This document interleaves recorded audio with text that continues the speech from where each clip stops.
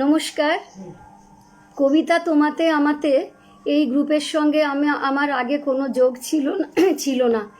শান্তনুবাবু প্রথম আমাকে এই গ্রুপে আমন্ত্রণ জানান আমার কবিতা নিয়ে আলোচনা করার জন্য, এবং সেটা একটা অত্যন্ত রম্য অপূর্ব আলোচনা হয়েছিল। তারপর থেকে আমি মাঝে মাঝেই শান্তনুবাবুর সেই সব আলোচনাগুলোর মধ্যে ঢুকেছি। কবিতা আলোচনা সব ভীষণ ভালো লাগতো। সব কবিদের একদম অন্তর্লোকে উনি প্রবেশ করে যান। এত যে কি করে করতে পারেন জানি না, আমার কাছে এটা খুব একটা লেগেছে, যেন একটা অলৌকিক শক্তি ওনার আছে কবিতার জন্য। তো যাই হোক, তারপরে শান্তা ভট্টাচার্য উনি আমাকে বললেন এখানে লাইভ ভিডিও করার জন্য। তো সবে মিলে আমার কি বলবো, আমার এই গ্রুপের সবাই যারা আজকে আছেন, কবিতা শুনতে এসেছেন, তাদের সবাইকে আমার শুভেচ্ছা, আমার শ্রদ্ধা, আমার ভালোবাসা সমস্ত কিছু রইল গ্রুপে সবার জন্য। আমার কবি জীবনের প্রথমটা কিছুটা তো শান্তনুবাবু তার প্রোগ্রামে বলেইছিলেন, ওগুলো বিশেষ আর বলতে চাই না। যে শুরু পড়াশুনো ইত্যাদি, তখন ইনফ্যাক্ট কলেজ এবং ইউনিভার্সিটি লাইফ পর্যন্ত আমার সঙ্গে গান ছিল ভীষণভাবে। তো তারপরে কিভাবে আস্তে আস্তে পরিণত যত হয়েছি, গল্প উপন্যাস কবিতা পাঠের মধ্যে তো থাকতুমই, কিভাবে জানি না কবিতার মধ্যে চলে এলুম। একটা জিনিস আমার ভীষণ কবিতায় আছে, তার টানতো, যে গল্প হোক বা উপন্যাস হোক, যেটা অনেক পাতায় বলতে হবে, কবিতা কিন্তু একটা 12-14 লাইনেই সেই কথাটা বলে দিতে পারে, কি 4-5 লাইনেও বলে দিতে পারে। কবিতার এই যে একটা অনন্ত শক্তি, তার ভাষা দিয়ে, এটা একটা অন্য একটা আর্ট ফর্ম, এটা আমাকে ভীষণভাবে টেনেছিল। তো আমার তখন মনে হয়েছিল যে তাহলে আমিও তো তাহলে কবিতা লিখতে পারি। তো সেইখান থেকেই আমার কবিতা লেখার প্রচেষ্টা শুরু হয়। তখন আমি প্রবাসে, এবং প্রবাসে আবার দিল্লি থাকি, দিল্লি থেকে আবার বাংলাদেশে যাই আমার হাজব্যান্ডের পোস্টিংয়ের নানান রকম সুবাদে। এবং বাংলাদেশে আমার প্রথম কবিতা আবার বাংলাদেশেই ছাপা হয়, স্বর্গত বেলাল ভাই ওনার হাত ধরে হাই কমিশন থেকে একটি পত্রিকা বেরোতো ভারত বিচিত্রা, তো তাতে আমার প্রথম কবিতা বেরিয়েছিল। তারপর সেই সব নিয়ে আমি আটঘাট বেঁধে এবার 2004 সালে আমি কলকাতাতে আসি। তখন আমার ছেলেরাও ছোট ছোট, ওদের পড়াশুনো নিয়ে এত ব্যতিব্যস্ত থাকতুম যে সেইভাবে চর্চাও করতে করতে আমার আরও বেশ কয়েকটা বছর লেগে গেছে। তারপর আমি 2015 সালে ফেসবুক খুলি, এবং ফেসবুক খুলে সেখানে আমি আমার কবিতা দিতে শুরু করি। এবং তখন অদ্ভুতভাবে অন্যান্যরা যারা ক্রিয়েটিভ রাইটিংয়ে আছেন, তারা সবাই আমার সঙ্গী হতে থাকেন, আমিও তাদের রিকো পাঠাই, তারাও কেউ কেউ পাঠান। আস্তে আস্তে কবি, সম্পাদক সবার সঙ্গে আমার ধীরে ধীরে একেবারেই থ্রু ফেসবুক আমার একটা সম্পর্ক গড়ে ওঠে। এবং এখনও যে আমি যে খুব একটা যে সবার সঙ্গে বিভিন্ন পত্রপত্রিকার সঙ্গে আমি যে একবারেতে ডাইরেক্টলি আছি, নানান গ্রুপে আছি, সেটা নয় এখনো পর্যন্ত। কিন্তু আমি এটা বলা যায় এক ধরনের ভার্চুয়াল ব্যাপার, যে আমি কবিতা এরকমভাবে বিভিন্ন পত্রপত্রিকা, তাদের সম্পাদকরা, তারা আমাকে যাকে বলে প্রশ্রয় দিয়েছেন, তাদের পত্রিকায় আশ্রয়ও দিয়েছেন। সব কিছুই কী করে হয়েছে, কি হয়েছে আমি কিচ্ছু জানি না। আজকে যেখানে আছি আমি পুরোপুরি মনে হয় যে আমার সমস্ত পাঠক পাঠিকা, আমার ফেসবুকের বন্ধু বান্ধব, যত সম্পাদকরা আমার সঙ্গে আছেন, আমি সবার কাছে কৃতজ্ঞ। যাই হোক, আমি এবার আমার কবিতা শুরু করি। আমার প্রথম কবিতা পড়ছি। ওই যে বললুম যে কবিতা ভীষণভাবে একটা ছোট পরিসরে অনেক কথা বলে দেয়, এবং কবিদের মধ্যে সব সময় আমি দেখেছি তা সব কবিরাই যেন কোথায় কোথায় অশ্রুমোচি একটা দুঃখের ফল্গুধারা সব সময় তাদের মধ্যে দিয়ে বয়ে চলে। তো এইটার থেকেই আমার একটা কবিতা আমি লিখেছিলাম। কবিতার নাম অন্য নিষাদ। নিষাদরা তো ব্যাধ, কিন্তু কবিরা এমন একজন নিষাদ যে তারা কিন্তু ওই সেই বাল্মীকির যে নিষাদ তীর বেঁধে ক্রৌঞ্চ মিথুনকে মেরেছিল, সেই নিষাদ নয়। তো সেই আমার কবিতা, প্রথম কবিতা বলি। কবিতার নাম অন্য নিষাদ। তমসার তীর ঘেঁষে ছিল তারা ভারী সুখে ক্রৌঞ্চ মিথুন, ছুটে আসা তীর বিধে একটি নিথর, অপরটি কেঁদে যায় বিরহ বিধুর। ঋষিমনে সঞ্চারিত বেদনার অঙ্কুরে জন্ম নেয় শোকজাত আদি শ্লোক, জন্মসূত্রে বীত শোক নয়। ছড়িয়ে যায় সপ্তকাণ্ডের ডালপালায়, নবরসের উষ্ণতায় উর্বর মৃত্তিকা আজও নির্মাণ করে চলে কবিতার অন্তঃপুরখানি। বাল্মীকির চোখের জলে তার অভিষেক, তমসায় কুম্ভ স্নান, অনুষ্টুপের শ্লোকছন্দে অক্ষর দীক্ষা। আদি কবির মনোভূমিতে জন্ম নিতে থাকে সাপপ্লুত অশ্রুমোচী কবিদের দল। এই কবিতা অন্য নিষাদ বলে একটি ব্লগে প্রথম ছাপা হয় শ্রদ্ধেয় ফাল্গুনী মুখোপাধ্যায়ের হাত ধরে। তারপরে স্বয়মাগতা পত্রিকায় মোনালিসা চট্টোপাধ্যায় তার পত্রিকাতেও এই কবিতাটি প্রকাশ করার জন্য চেয়ে নিয়েছিল। তাদেরকে আমার ধন্যবাদ। আমার পরবর্তী কবিতায় চলে যাই। আমার না একটু চোখের অসুবিধে আছে, আমি হয়তো সবাইকে হয়তো সবসময় দেখতে পাবো না। কেদারদা বলছেন দেখছি, তারপরে শান্তাও বলছে দেখতে পাচ্ছে, শুনতে পাচ্ছে, খুব ভালো। আস্তে আস্তে তোমরা সবাই কজন কি আসছো, আমি কিন্তু সেটা আর দেখতে পারবো না, একটু দূরের দৃষ্টিতে আমার প্রবলেম হয়। এখন চোখে রিডিং গ্লাস আছে তো, তা আমি কবিতা পরপর পড়ে যাই, তোমরা যে যা কমেন্ট করবে আমি পরে সব দেখবো, সব উত্তর দেবো। পরবর্তী কবিতা এটা পাখিচর বলে আমার একটা সিরিজ আছে, সেই সিরিজের মধ্যে একটি কবিতা। কবি হেঁটে চলেছেন, তার জন্মভূমি তার নিজের ভিটে নয়, তার নিজের ভিটে তার জন্মভূমি নয়। যে ভূমি তাকে পালন পোষণ করলো সেও তাকে বরাবর কষানে রেখেছিল। তবু তিনি হেঁটে চলেছেন, তার কবিতায় টুক টুক করে ঢুকে পড়ছে যত পরিযায়ী বিষয় আশয়, সব ভিটে উড়িয়ে ছড়িয়ে মেঘ পাখি। পঞ্জীকরণের বেড়া পার হতে হতে ভিক্ষু হেঁটে চলেছেন পাখিদের অলৌকিকে সঙ্ঘ পাতবেন বলে। আমার আরেকটি কবিতা, আচ্ছা এই কবিতাটি আমার উল্লেখ করতে ভুলে গেলুম। কবি কর্ণিকা পত্রিকায় সম্পাদক শ্রী অলোক মণ্ডল তিনি আমার কাছ থেকে কবিতা চেয়েছিলেন এবং এই কবিতাটি তাকে দিয়েছিলাম, তিনি প্রকাশ করেছেন। এর পরের কবিতায় চলে আসি। স্বামী শ্রী সত্যানন্দ আশ্রমের একটি পত্রিকা প্রকাশিত হয়, সেই পত্রিকাতে আমার একটি কবিতা, কবিতার নাম মুছে যাওয়া চর জেগে ওঠে। আমাকে যদি সাক্ষী মানো, নিরস্ত্রই ছিল ওরা, দাঁড়িয়েছিল এক স্তব্ধ মৌন নিরুপায় অপেক্ষায়। মায়া মন্দিরের বলি প্রদত্ত নরের সারিবদ্ধ রিলিফ যেন। ওরা এসেছিল যে যার মতো, চলে গেল যূথবদ্ধ হয়ে। এখানে কোনো যুদ্ধ ছিল না, না কোনো প্রতিরোধ, প্রতিস্পর্ধা বা অনুনয়। পক্ষীমাতারা উদ্ভ্রান্ত পদচারণা করছিল ভুলুণ্ঠিত শাখা প্রশাখার অক্লান্ত ইতিহাসে। পক্ষী শাবকেরা তাদের হতচকিত ঠোঁট রেখেছিল উচ্ছিন্ন অমৃত আধারে। দিক ছিল দিগন্তমুখী কমণ্ডলু ভরে কালাহারি। অথচ আমাকে যদি সাক্ষী মানো, আমি তো দেখেছি ওদের কতবার ঝড়ের মুখে জেদি বালকের মতো। শুশ্রূষায় ঝরিয়েছে বলি বলকল রেখা, তবু মাটির তলায় আঁকা থাকে সবুজের বিষণ্ণ গাঢ় পংক্তিগুলি। ঋতু অন্ত এ অরূপ কথায় কোনো এক বিহান বেলায় নিরাশ্রয় জ্যোৎস্নার ডালে বসে ব্যঙ্গমা ব্যঙ্গমি যদি বলে ওঠে, ওই দেখো মুছে যাওয়া চর জেগে উঠছে, তুমি কি চকিত হবে মানুষ মানুষই? নাকি অপরাজিতের অশ্রুসিক্ত শিরে হাত রেখে বলবে, নামাবো এ গুরুভার, তুমি আছো তাই আমি আছি, এই তো অমরত্ব। ঘর ধরে এই ঋতুমাস, যত ধারা জল যত বসন্ত, রূপকথা হতে দেব না তোমায়।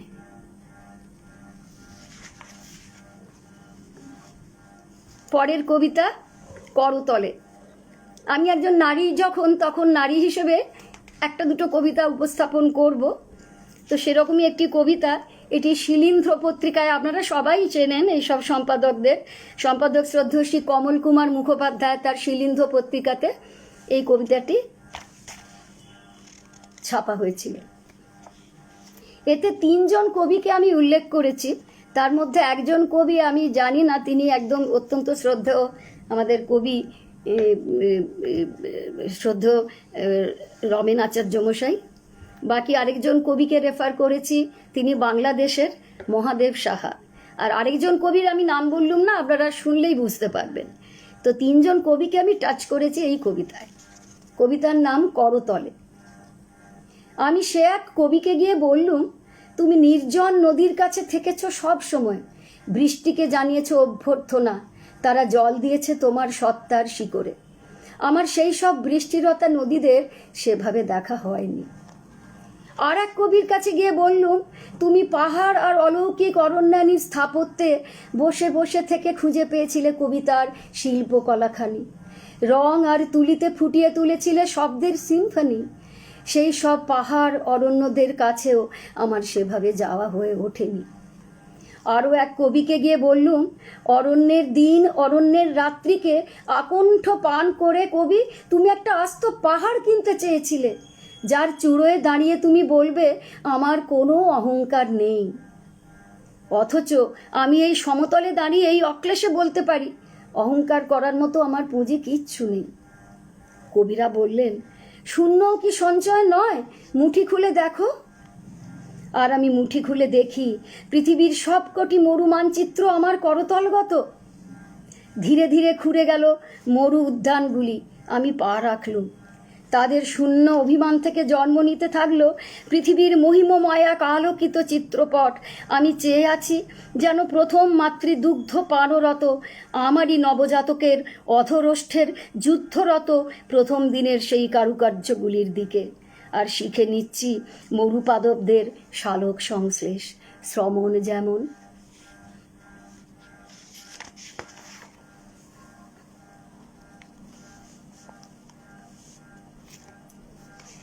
আমার পরবর্তী কবিতার নাম ক্ষতিপূরণ। রোজই এক সময় বেল বাজে, আমি ঘুম চোখে উঠে এসে হাট করে খুলে দিই আমার ভোরের দরজা আমারই ঠিকানায়। ঠিকে বউ ঢোকে তার রোজকার হাজিরায়, অনেকটা পথ ভেঙেও আসে। আমাকে বলেছে সে এই আবাসনের কিছু বিঘে কাঠায় নাকি অংশ ছিল তার ঠাকুরদার। ভূমিতলে গাড়িদের থাকা যাওয়া আসা, আমি শাখা মৃগ, রোজ উজিয়ে উঠি আর নামি আমার ব্যাবিলনের শূন্য উদ্যানের মেঘতলায় ইলেকট্রিক মই বেয়ে। ভাবি যদি এই আধারশিলা রিক্টার স্কেলের বিপদসীমা পার করে ফেলে আর এই সাপলুডোর থেকে বেরোতে না পারি। তুমি কি সেদিন আসবে ঠিকে বউ? আর সেই রিক্সাওয়ালা, সেও তো বলেছিল তার বাবার ভেরি ছিল এখানে।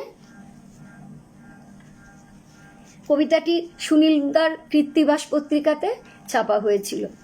সুনীলদার কৃত্তিবাস বললুম কেন না, কারণ এখন আরেকটি নতুন কৃত্তিবাস পত্রিকা হয়েছে, সেজন্য আমি এটা বলে দিলাম। আমার পরবর্তী কবিতা,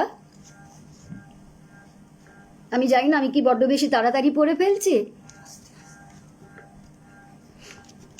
পরবর্তী কবিতা হলো এই ঘ্রাণ এই অভিমান। আমি তখন দিল্লিতে থাকি এবং দিল্লির থেকে আমার ট্রান্সফার হচ্ছে একটা জায়গায়, সেই সময়কার একটা ছবি আমার এই কবিতায় তুলে ধরা। হাই রাইজের ব্যালকনিতে আমি দাঁড়িয়ে থাকি সময় পেলেই। সামনের ছোট মাঠে একদিন দেখি ভিত গাঁথার তোড়জোড়, স্কুল বাড়ি হবে। টেম্পোয় চড়ে হাজির হলো ভিন রাজ্যের গার্হস্থ। বিকেল পর্যন্ত রাজকার্যে ব্যস্ত থাকে ওরা। দুপুরে দুগ্ধপোষ্যরা মায়ের দুধ খেয়ে ঘুমোয় গাছের ছায়ায়। খেলার ফাঁকে ওদের পাহারা দেয় উঠতি দাদা দিদিরা।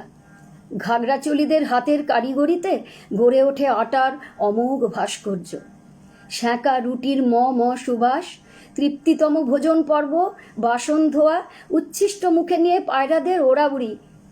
আমি থাকি ব্যালকনিতে, ওদের বলি এক টুকরো দে না আমাকে।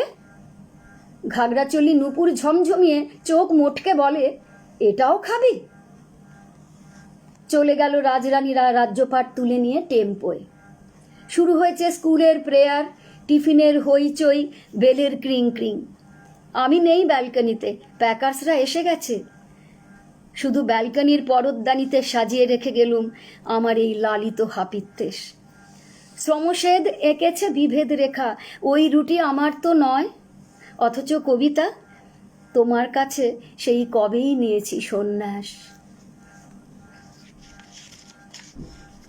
এই কবিতাটি আমার একটি কাব্যগ্রন্থ আছে, তার নাম এই ঘ্রাণ এই অভিমান। এই নামেই আমার কাব্যগ্রন্থটি, সেখানে কবিতাটি আছে। এরপরে আরেকটি কবিতা, শব্দবোধ। ক্লেদজ কুসুম পত্রিকাতে কবি শ্রদ্ধেয় প্রণব কুমার চট্টোপাধ্যায় আমার এই কবিতাটি প্রকাশ করেছিলেন। অসীম শ্রদ্ধা তার প্রতি আমার। শব্দবোধ। পাহাড়ে গেল তো গেল, ছেলে ফিরে এলো না তো আর। পাসপোর্ট ভিসা গেছে, শিকলি বাঁধা অমূল্য সশ্রম। অকালে বালিকা বোন জেনে গেছে খিদের রকম। শয্যাশায়ী বাবা জানে ওষুধ আর পথ্য দুটি কূট। ঋণদাসী অন্নদার মহাশূন্য অপলক চোখ। সাত সাগরের জলে ভিজবে না, বৃথাই পরক। শিশু শুধু জানে না সে হারিয়েছে কেন বা কোথায়। উষ্ট্রখুর কিংবা কোন বালুতটে ভবিতব্য তার। হত্যাকোষ জানিয়েছে রক্তপাতে বাড়ছে তারও ভার। নদী আর মৃগ আর বৃক্ষ বৃক্ষ জন্মাবধি জানে। বীরভোগ্যা বসুন্ধরা পরিচর্যা চাক বা না চাক। নির্যাতন সূত্রহীন শূন্য লিঙ্গ শব্দ জব্দ এক।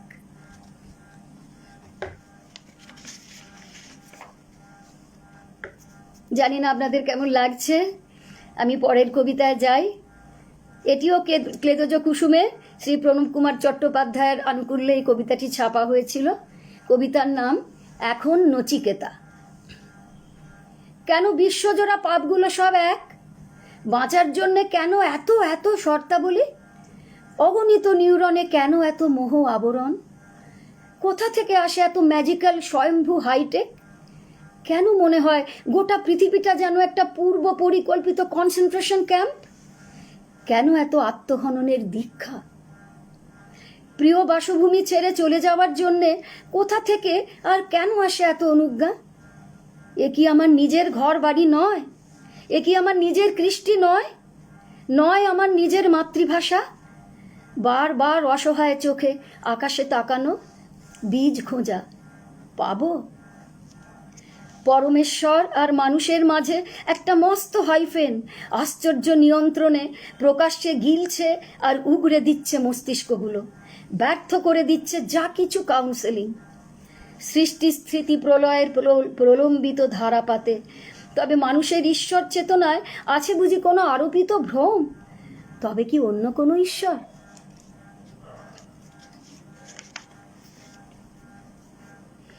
এবার একটি বলতে পারেন এটি নারীবাদী কবি এই হিসেবে যে ধর্ষণের বিরুদ্ধে অনেক কবিতাই লিখেছিলুম, এটি তার মধ্যে একটি। আমার একটি কাব্যগ্রন্থে কবিতাটি আছে, ঈশ্বরের বাগানে রূপান্তর কামিনী। মেয়েটি জীবনচক্রের পারাবার এপারের মতো শেষ করলো। তাকে জোর করে টেনে নিয়ে যাওয়া হয়েছিল পার্থিব নন্দনকাননের আদিম গুহায়। তারপর তার স্মৃতি ঝাপসা। তার মনে হচ্ছিল বাড়ি থেকে কয়েক ক্রোশ দূরে নয়, গোটা পৃথিবীর ব্যাসার্ধ পার হয়ে সে চলেছে। তার মুখাগ্নির ছাই ভস্যে, দাফনের উড়ো ধুলোয় সে অন্য আরও কত কৃষ্ণমুখীদের দেখতে দেখতে চলল। চারিদিকে এত অন্ধকার কেন? আবার কি প্রভু যিশু ক্রুশবিদ্ধ হলেন? ওই তো এক জ্যোতির্ময় দিব্য মূর্তি। তিনি যুবতীর দিকে হাত বাড়িয়ে দিলেন। শঙ্কিতা যুবতী বলল, আমি আপনাকে বিশ্বাস করতে পারি? তিনি হেসে বললেন, এখানে কোনো জাগতিক বোধ নেই, তুমি নির্ভয় আমার হাত ধরো। নির্ভয়া হাত ধরল। তিনি তাকে নিয়ে চললেন। যেতে যেতে যুবতী আবার বলল, আমি সব কিছু মনে করতে পারছি না। আপনি বলুন, বিবস্ত্র আমার চারপাশে ওরা কারা ছিল? ওরাই কি সেই 84 লক্ষ জনি পার হওয়া পবিত্র মানুষ? দেবদূত বললেন, ওরা ষড়রিপু, তোমারও চেনাবৃত্তের লোক। যুবতী বলল, এমন কেউ ছিল না যারা আমাকে বাঁচাতে পারত? তিনি বললেন, ছিল। ছিল মেধা, লজ্জা, ধিক্কার, এরাও ছিল। কিন্তু ইচ্ছে থাকলেও ওরা আদিম গুহার সেই দেয়াল ভাঙতে পারে না। যুবতী বলল, আমার সারা শরীরে এত রক্ত কেন? আমার সবটুকু স্মৃতি ফিরিয়ে দিন। স্মৃতিরা স্পষ্ট হলো। নির্যাতিতা দেখল দ্রৌপদীর নারায়ণী বস্ত্রর মোমবাতিগুলোর মাথা থেকে অনিঃশেষ গলে গলে ঝরে পড়ছে। আস্থা হারিয়ে সে বলল, পরজন্মে বৃক্ষ হতে চাই। দেবদূত বিষণ্ণ হেসে বললেন, সভ্যতায় ওরাও রোজ বিপন্ন। জন্ম মৃত্যুতেও আমার হাত নেই, ঈশ্বরের হাতে। নির্ভয়া বলল, তবে এককোষী হতে চাই। সব দামিনীদের হয়ে আমার এই ইচ্ছের কথা আপনি ঈশ্বরকে বলুন। অনন্তকাল পরে ঈশ্বরের কানে প্রস্তাব পেশ হলো। তিনি রেগে মেগে মানুষকে রায় দিলেন, পুনর্মূষিক ভব। আবার আদি সুপ থেকে পালে পালে ইস্ট অ্যামিবার দল বেরিয়ে এলো, দ্রুত মুশিক হয়ে দৌড় শুরু করলো দারুইনি কায়দায়। আবার মানুষ। কীট মানবেরা নারী নরকের দ্বার, এই আপ্তবাক্যটি মাথায় রেখে সেখানে গিয়ে মুখ থুবড়োতে লাগলো। শাস্তির অপেক্ষায় সুধীরা মৌন মিছিলে, প্যানেলে। রায়বাবুদের সঙ্গে আমজনতা অপলক হাপিত্যেসে সংশোধনাগারে নাবালকদের দিকে তাকিয়ে রইলেন। আর অলৌকিক আখরগুলিকে নিষিদ্ধ করা যায় না, তাই তাদের কেউ কেউ দুঃসাহসী কবিতায় পরাণের পদ্মবনে চুটিয়ে পরাগের ধুলো ওড়াতে লাগলো। এখনো পর্যন্ত কোনো এক কোষিকে ল্যাবে নিয়ে গিয়ে পরীক্ষা করা হয়েছে কিনা জানি না যে সে বিগত জন্মে অমৃতের পুত্রী ছিল কিনা।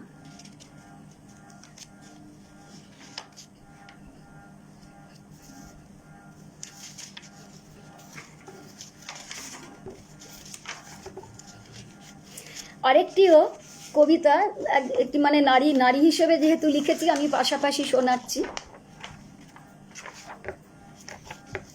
কবিতাটির নাম কলাকৃতি। যারা আবার রান্নাবান্না করতে ভালোবাসেন যে বন্ধুরা, তারা আবার আমার উপর রাগ করবেন না, এটা একেবারেই আমার কবি, আমার নিজস্ব বোধের কথা। কবিতার নাম কলাকৃতি। ও মেয়ের তো নাচের লচকই নেই, নাচবে কেমন করে? যার গলায় সুর নেই তাকে কি বলা যায় যে তুমি গান গাও? কবিরা তো সাধারণত বাচিক শিল্পী হন না, পাঠই তাঁদের যথেষ্ট। ইংরেজির তৃতীয় মাঠের আটের তিথি বসে বসে এইসব ভাবছিল। কলেজে প্রথম বর্ষে অনার্স নেওয়ার সময় শুনতে হতো কেমিস্ট্রি মেয়েদের সাবজেক্ট, যেন ফিজিক্স পড়া সব ছেলেরাই আপেক্ষিক তত্ত্বকে গুলে খেয়ে নিয়েছে। কাউকে ধরে ধম্ম ঘটানো যায় না, এই আপ্তবাক্যটিকে নস্যাৎ করে দিয়ে মেয়ে দেখতে এসে ছেলের বাবা রামিকে কেমিস্ট্রির সবচেয়ে দুরূহ প্রশ্নটি করেছিলেন, মা তুমি ভাত রাঁধতে পারো? নরম নরম ফুলকো রুটি না পুড়িয়ে? বিয়ের পর শ্যামাকে বলা হয়েছিল, যে রাঁধে সে চুলও বাঁধে, যে পারে সে পারে, যেমন দ্রৌপদী। অতএব রান্না হলো অতি সহজ সরল একটি কেমিস্ট্রি, নারীর জন্মনৈপুণ্য। অথচ টিভি চ্যানেলের রান্নাঘরগুলো আজকাল কি সুন্দর জানিয়ে দিচ্ছে, নৃত্যগীত বাদ্যের মতন রন্ধনও একটা কলা, কোনো মেয়ের অনধিগত থাকতেই পারে। তিথি দ্বিধা কাটিয়ে জানালা দিয়ে তাকিয়ে দেখে মুক্তি নামের কংক্রিটের বকটার দিকে, উড়ান ভরবে বলে যে সবে গলাটা বাড়িয়েছে আকাশের দিকে। কি অনবদ্য মোশন, নিচে লেখা আছে শিল্পীর নাম। তবে তিথির গায়ে গায়ে পোষ্যের মতো ঘোরে কবিতাগুলো, দিন রাত ঘ্যান ঘ্যান করে, কবিতায় আষ্টে গন্ধ ঢুকে যায়। আর রান্নার পদ হয় অতি লাবণ্যময়।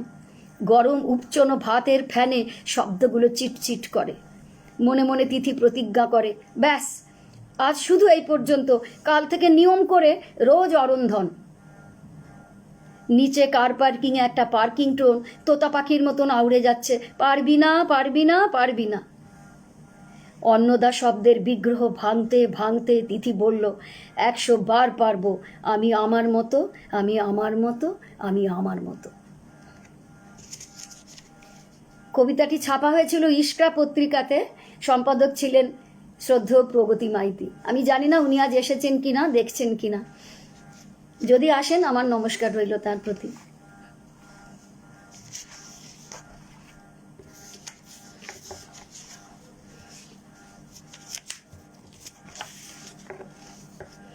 এবার আসি অন্য একটি কবিতায়। কবিতার নাম হচ্ছে কুলি।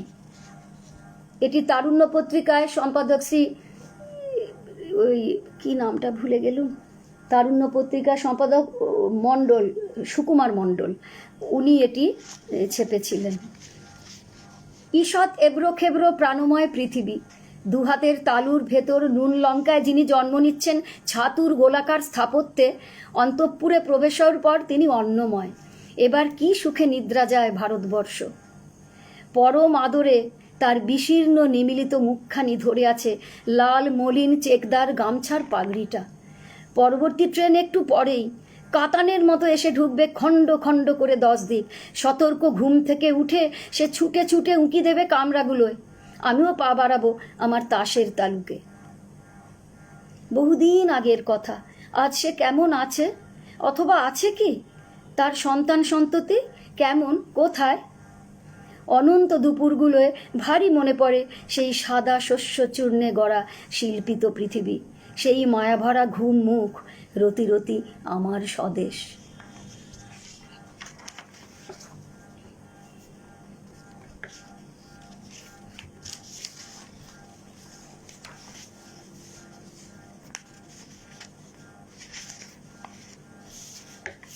আরেকটি কবিতা পড়ি, ছোট্ট কবিতা, এটিও তারুণ্যতে সুকুমার দাই ছাপিয়েছিলেন কবিতাটি। ভিতর বাড়ির মালিক, ছোট্ট কবিতা। কে বলেছে অশ্রু অকারণ? মন খারাপের হাজার কারণ আছে। নিদান খোঁজার প্রক্রিয়া শেষ যদি, নিঃস্ব তখন নিজেই নিজের কাছে। নিঃস্ব তখন নিজেই নিজের কাছে, নিদান খোঁজার প্রক্রিয়া শেষ যদি, মন খারাপের হাজার কারণ আছে। কে বলেছে অশ্রু অকারণ? ভিতর মালিক বিষণ্ণ ঠিক তখন।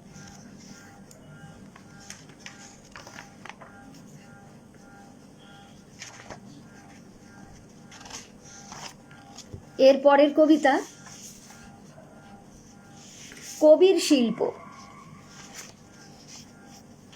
চায়ের জলটা যখন ফুটি ফুটি করছে, ঠিক তখনই আঁচ নিভিয়ে দার্জিলিংটা দিয়ে ঢেকে দে, তবেই লিকার জমবে। কাপে চুমুক দিতে দিতে বলেছিলেন আমার টি টেস্টার বর দাদা। সময়ের কাজটা সময়ে করো হে, নইলে ফলভোগ হবে না। না জানি কখন প্রলয় এসে পড়ে। সেই কবেই কথা আমার মাথায় ঢুকিয়ে দিয়ে গেছিলেন আমার দোহাকার বন্ধু কবির। মুখুজ্জে কবিকেও আয়না মুখুজ্জে বলেছিলেন, এখনো সেই চারমিনারেই রয়ে গেলে। বুঝলে মুখুজ্জে, জীবনে কিছুই কিছু নয় যদি কৃতকার্য না হলে। আর আমাদের গুরুদেব বললেন, চাওয়া পাওয়ার হিসেব মেলাতে তিনি রাজি নন। শেষমেশ আমিও বলরামের চালা, আজকাল গোনাগাথা কম করি। আমার প্রতিটি দিনগত এখন হালকা পলকা কলমকারী। এটি দিবারাত্রি কাব্য পত্রিকাতে ছাপা হয়েছিল, প্রকাশ করেছিলেন শ্রদ্ধেয় সম্পাদক শ্রী আফিফ ফুয়াদ।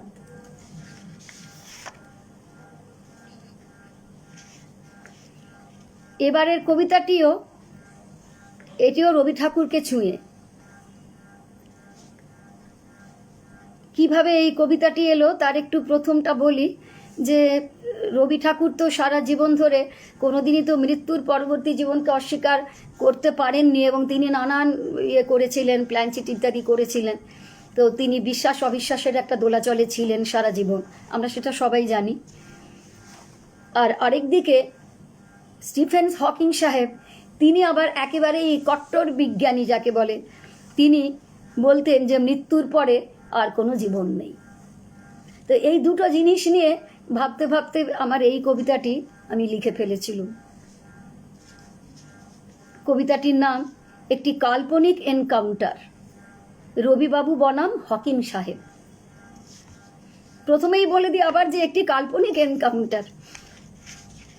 7 সমুদ্র 13 নদীতে ডুবস্নান সেরে প্ল্যানচেট কমবার করলেন না জীবনে, আর তুমি কিনা 2-5টা মরা গোলপানা কালো কুচকুচে সূর্যি ঘেঁটে বলে দিলে সাহেব যে মৃত্যুর পরে আর কোনো জীবন থাকে না। কেষ্ট ঠাকুরের গলায় গলা মিলিয়ে দিব্যি বাংলার সেই দিগ্গজ কবিও তো বলে গেল ধানসিঁড়িটির তীরে সে নাকি আবার ফিরবে। তুমি কি তাকেও প্লেটোর মতো নির্বাসন দিলে? তুমি যে অশ্বমেধের ঘোড়াটিকে সাজিয়ে গুজিয়ে বাঁধছিলে, সেই তোমাকে এখানে নিয়ে এলো ভুলে যাওয়া সুরটিকে ধরিয়ে দেবে বলে। এখন বুঝবে বিনা রেখার পথটি চিনে কেমন করে অলি বারবার ফিরে যায়, অলি বারবার ফিরে আসে। বিশ্বজুড়ে ছড়িয়ে আছে রবি বাউলের দলবল, তাদের তুমি মোটে বোঝাতে পারবে না। তারা কোথা থেকে যেন জেনে গেছে আমি এখনো ধ্রুবলোকে আছি। এই তো তোমার সামনে শটান দাঁড়িয়ে, এবার বলে ফেলো তো দেখি ভায়া, ভুল করেছিনু, ভুল ভেঙেছে। এই কবিতাটিও ইস্কাতে প্রকাশ করেছিলেন সম্পাদক শ্রী প্রগতি মাইতি।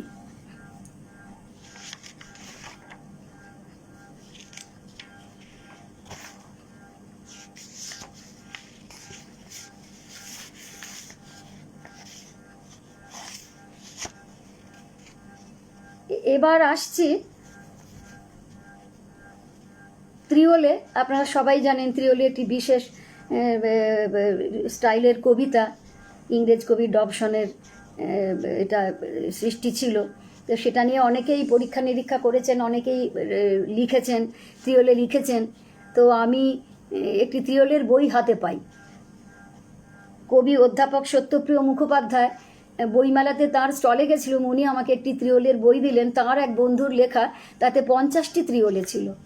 তো সেই ত্রিয়লেগুলি পড়ে আমার ভীষণ ভালো লাগে এবং আমি এই ব্যাপারে ওনার একটু সাহায্যও চাই। আমার খুব ইচ্ছে হচ্ছিল যে আমিও ত্রিয়লে লিখব। তো উনি আমাকে বলে দিয়েছিলেন যে কিভাবে ত্রিয়লেকে ফলো করা যায়, এবং তারপর আমি বেশ অনেক কটাই ত্রিয়লে লিখেছি। আজকে আপনাদের এখানে আমি তার মধ্যে শোনাবো, দুটো ত্রিয়লে শোনাচ্ছি। একটি সত্যপ্রিয় মুখোপাধ্যায় ওনারই শব্দহরিণ পত্রিকা, তাতে উনি অনেক কটাই আমার ছেপেছিলেন, তার থেকে একটি আমি শোনাই। এখন ডেকো না, কটা বসন্ত গেল হয়নি কো গোনা, সোঁদা হয়ে গেছে কথার সাত কাহন, পুরনো হয়েছে প্রসবের যন্ত্রণা, কটা বসন্ত গেল হয়নি কো গোনা। এখন ডেকো না, লেখার টেবিলে আছি, প্রাণীজ পাথর প্রবাল জমেছে বুকে, কটা বসন্ত গেল হয়নি কো গোনা, কলম ধরেছে কথার সাত কাহন। ত্রিয়লে 8 লাইনেরই হয়, 8 লাইনের বেশি হবে না, কাজেই 8 লাইনের মধ্যেই আমি কবিতা শেষ করেছি। এবার এটাও ত্রিয়লে পড়ব। আমি দুটি 8 লাইনের কবিতাকে আমি একসঙ্গে রেখেছি, এবং দুটির যে চলন সেটি প্রথম 8 লাইনের চলন এবং পরবর্তী 8 লাইনের চলনের মধ্যে কিছু পার্থক্য আছে। সে ছিল গুহার বেলা, গুহা মাত্র সার। আচ্ছা, তার আগে একটু বলে দিই, এই কবিতাটির উৎস ছিল ওই কিছু বছর আগে একটা প্রচণ্ড জলপ্লাবন হয়েছিল উত্তরাখণ্ডে, পাহাড়ি এলাকায়। তারপরেও আরও কিছুদিন পরে এরকমই একটি বিরাট প্লাবন দেখা যায় ওই পার্বত্য এলাকায়, কেরালায়। আপনারা সবাই সেগুলো জানেন, এবং ম্যাসিভ মানুষের ক্ষতি হয়েছিল, হয়েছিল। এবং তখন আমার মনে হয়েছিল যে এই যে আমাদের স্থাপত্যগুলো গড়ে উঠছে এমন এমন জায়গায়, যেখানে মানুষের সংখ্যা বাড়ছে, উপায় নেই, মানুষকে থাকতে হবে, তাদের বাসভূমি চাই, অথচ বাসভূমি করবার মতন সেরকম জায়গা হচ্ছে না, ফলে ন্যাচারাল ক্যালামিটি এসে যাচ্ছে। এই একটা জায়গা থেকে এক ধরনের একটা ক্রাইসিস তৈরি হচ্ছে মানুষের। তো সেখান থেকেই আমার এই কবিতার জন্ম, এই ত্রিয়লের জন্ম। সে ছিল গুহার বেলা, গুহা মাত্র সার, সে ছিল বাকল বেলা, মিতা বৃক্ষ দল, ভেসেছিল বস্ত্র মেধা নিয়ে অহংকার, সে ছিল গুহার বেলা, গুহা মাত্র সার। এ স্থাপত্য ভঙ্গুর নিঃস্ব পাদপ, প্রত্ন প্লাবন কথা ভুলেছে স্থপতি, সে ছিল বাকল বেলা, মিতা বৃক্ষ দল, সে ছিল গুহার বেলা, গুহা বাস্তুকার। এসো সবে বিন্দু বিন্দু জমা করি ভব সিন্ধু নীর, পৃথিবীর গর্ভগৃহে রেখে যাই উদ্বৃত্ত বীজ ধান, শিখেনি সংরক্ষণের কলা কাঠ বিড়ালির, এসো তবে বিন্দু বিন্দু জমা করি ভব সিন্ধু নীর। প্রতিটি শেষের আগে সেই হোক শ্রেষ্ঠতম বাঁধ, আখে টক না বিছোয়ে তার নিষ্ঠাবান চক্ষুর জাল, পৃথিবীর গর্ভগৃহে রেখে যাই উদ্বৃত্ত বীজ ধান, এসো তবে জমা করি বিন্দু বিন্দু ভব সিন্ধু নীর। এইটিও যুগ সাটনিক পত্রিকাতে সম্পাদক শ্রী প্রদীপ গুপ্তমশাই এটি প্রকাশ করেছিলেন। এবং ত্রিয়লে আমি যেভাবে পড়েছি তাতে আপনারা নিশ্চয়ই ধরতে পেরেছেন যে এর যে বিশেষত্বগুলো, 1, 4 আর 8 লাইন হবে একদম এক, 2 আর 7 হবে এক, কিন্তু মাঝের 5 আর 6 লাইন হবে একদম আলাদা। সেইভাবে এটির স্ট্রাকচার হয়। তো আপনারা যারা জানেন তারা তো জানেনই, যারা জানেন না তাদের জন্য আমি বললাম।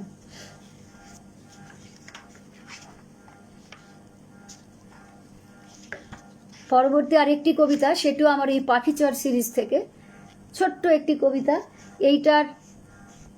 এইটারও একটা গল্প আছে। সেদিন খুব বৃষ্টি হচ্ছে, চারিদিক একদম বোধহয় বর্ষাকালই ছিল, প্যাচ প্যাচ প্যাচ প্যাচ করছে, দরজা জানলা খোলা টোলা আছে, জানলাগুলো সব পাল্লা দেয়া নেই, জালগুলো দেওয়া আছে। সেই সময় এটি লক্ষ্মী প্যাঁচা আমার রান্নাঘরের জানলাতে এসে বসলো, এবং সেটার উপর আমি একটা ছড়াও লিখেছিলাম। দেবকুমার দা আছেন কিনা জানি না, দেবকুমার দা তো ব্যঙ্গমা পত্রিকায় আছেন, ওই ব্যঙ্গমা এটার ওপর আমি একটি ছড়াও লিখেছিলাম। পরে সেই ছড়াটির থেকে আমি আরেকটি ছোট্ট কবিতা লিখেছি। কোনো এক বৃষ্টি ধোয়া শ্রাবণ সন্ধ্যায় লক্ষ্মী প্যাঁচাটি এসে বসেছিল আমার জেরাতে। হাত নেড়ে ডাকি তাকে, এসেছো যখন বসো কিছুক্ষণ।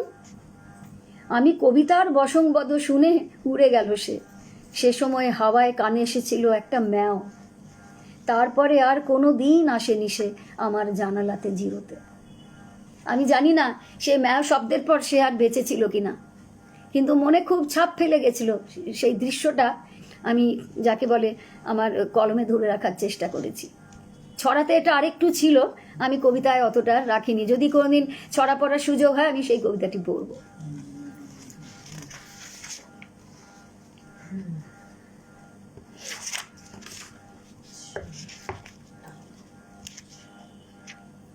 এটিও আরেকটি কবিতা পাখিদের নিয়ে আমার বেশ কিছু কবিতা আসলে আছে। জানালার কার্নিশে বসে যত কপত কপতি খুঁটে তোলে জীবন যে রাত, পাখিদের দেখে দেখে আমি কুবের কৃতদাসী, প্রতিটি দানার মর্মে ঢুকে বসি। শিশু ঘাসে হপিং দেখে দেখে তুলো ফুচকির রাই কুড়িয়ে আনি, চড়ুইয়ের মুষ্টি স্নান দেখে রতি রতি জলের বাগানি, খঞ্জনার মধুপান শিখে উপবাসী ক্রোশের উড়ানি, বিপন্ন গৃহস্থী সন্ন্যাসী তোর হু হু হরিতের এক চালে গিয়ে বসি, তোর জরিপের দুই চোখ জানে আমার আয়ত হাসাহাসি। কবিতাটির নাম পড়তে ভুলে গেছিলুম, সন্ন্যাসী পাখিদের সাথে। পাখিদের দেখে আমার একেবারে মনে হয় সন্ন্যাসী তারা, গৃহস্থী সন্ন্যাসী তারা একরকম। এটিও ইস্কা পত্রিকায় ছাপা হয়েছিল, প্রগতি মাইতি উনি ছেপেছিলেন। আচ্ছা,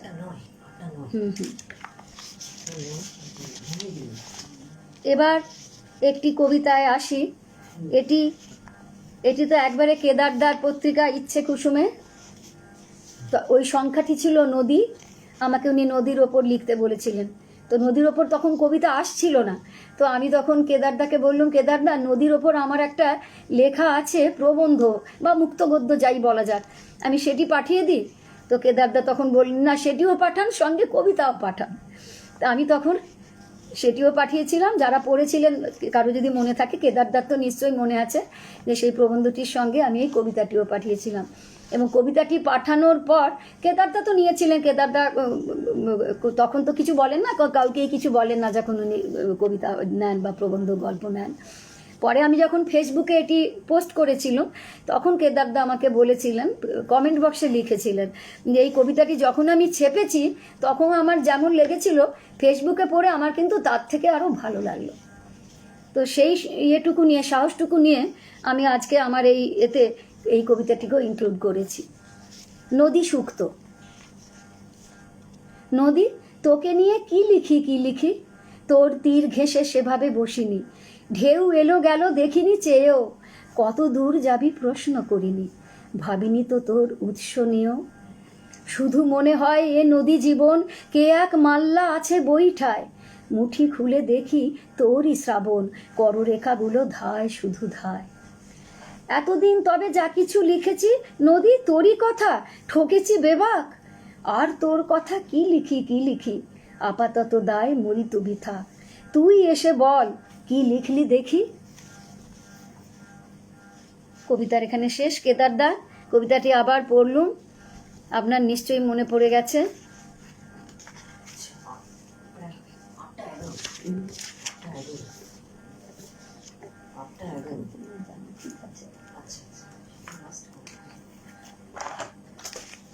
একটু বিরতি নিচ্ছি।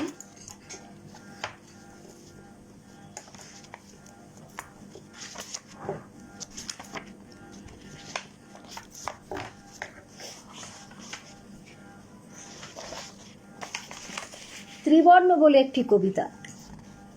এটাও একদম নিজেরই কথা লিখেছি। ব্যাকগ্রাউন্ড বলার কিছু নেই, কারণ ব্যাকগ্রাউন্ড সব বলাই আছে এই কবিতায়। এটি 15ই আগস্টের কথা। আন্টি তোমার হাতে, কবিতার নাম ত্রিবর্ণ। আন্টি তোমার হাতের ফ্ল্যাগটা আমায় দেবে, অনুষ্ঠান শেষ হলে নিয়ে যাস বলেছিলুম তাকে। বাচ্চাটি আর আসেনি। সে পতাকাটি বইতে চেয়েছিল স্বেচ্ছায়, অথচ আমি তাকে শর্ত দিয়েছিলাম। প্রতিটি কাজের একটি সময়োচিত স্থির বিন্দু থাকে, আমি তাকে অবহেলা করেছিলাম। ফি বছর পতাকা উত্তোলনের দিন আসে যায়, আমি মাঠে যাই, সে আর আসে না। এই ছেলে যে কোনো 26-এ হোক বা 15-এ, আছি অপেক্ষায়। তোর দল বল নিয়ে তুই আয়, আমার হাত পায়ের শেকলটা খুলে দিয়ে যা। পতাকাটা রাখা আছে, সত্যিকারের 3 রঙে রাঙাতে হবে কিন্তু। আমি আবার শর্ত দিলুম। এটি আলিপুর বার্তায় ছাপা হয়েছিল কোনো একটি পুজো সংখ্যায়।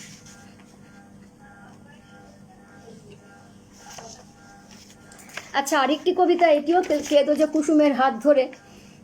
কবিতাটির নাম হচ্ছে হবিট। আমি একটুখানি প্রাগইতিহাস নিয়ে চর্চা করতে ভালোবাসি। চর্চা বলবো কি, মানে পড়াশুনো আর কি। আমার খুব ভালো লাগে প্রাচীন পৃথিবীর ইতিহাস, মানে ইতিহাস নয়, প্রাগইতিহাস, সেগুলোতে আমার ভীষণ ইন্টারেস্ট। কেদারদা জানেনও সে কথা। তো সেখান থেকে আমি অনেক কবিতাই লিখেছি।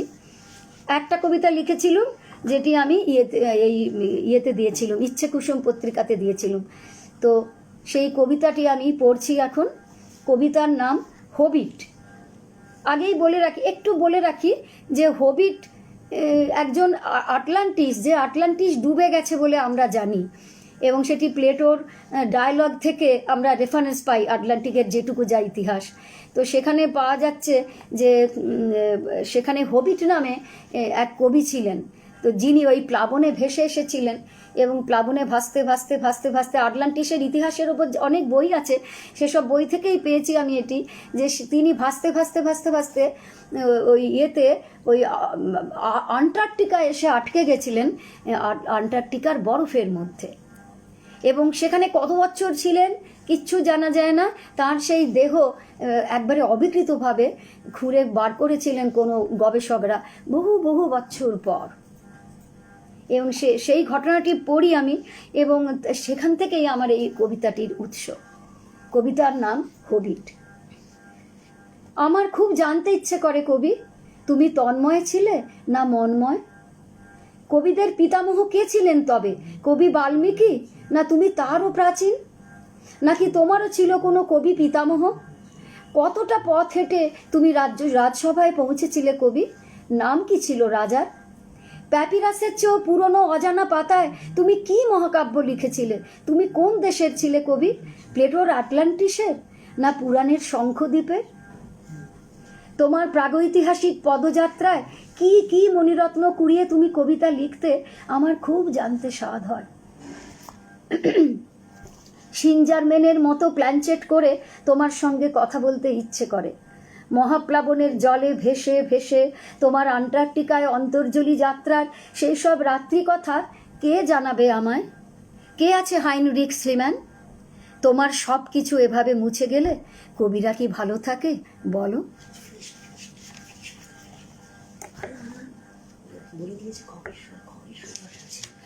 আচ্ছা আচ্ছা আচ্ছা, এবার আমি আমার একটি শেষ কবিতা দিয়ে এটি শেষ করছি।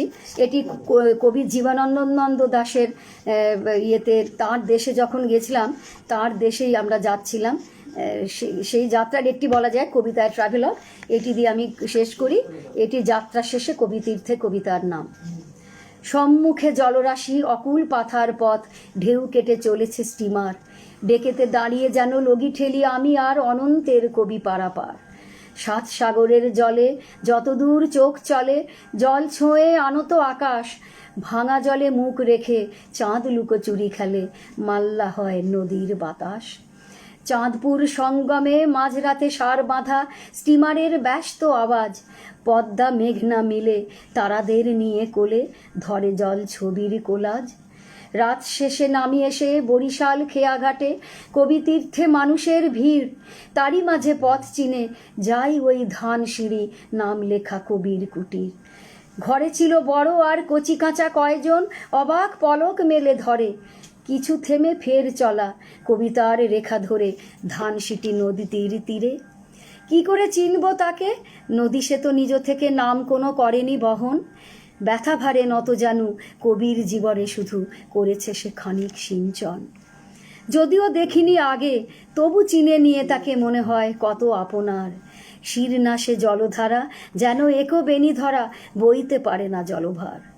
পাড়ে বসি কতকাল কবির চাতকি বলে, ওঠো শেষ হয়েছে সময়, এবার ফিরবো দেখে ধান সিঁড়ি দেয় তুলে এক ঘরা কবির হৃদয়। আমারও যাত্রা শেষ করি, সবাইকে নমস্কার জানিয়ে আমি আজকে আসি। আপনারা সবাই ভালো থাকুন, শুভেচ্ছান্তে।